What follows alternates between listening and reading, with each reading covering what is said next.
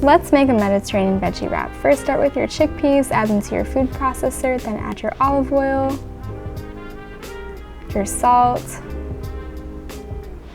squeeze a lemon, some tahini, and blend.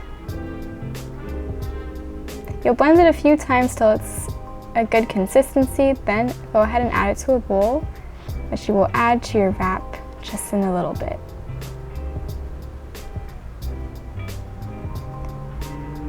Add your hummus to your wrap and spread evenly all over the tortilla. Then add some avocado, slice it up, add it to your wrap. Smash it up to make it easy when you fold the wrap.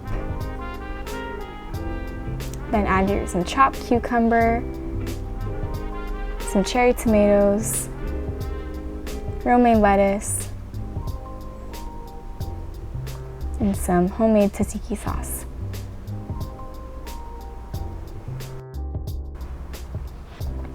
Then go ahead and wrap it up.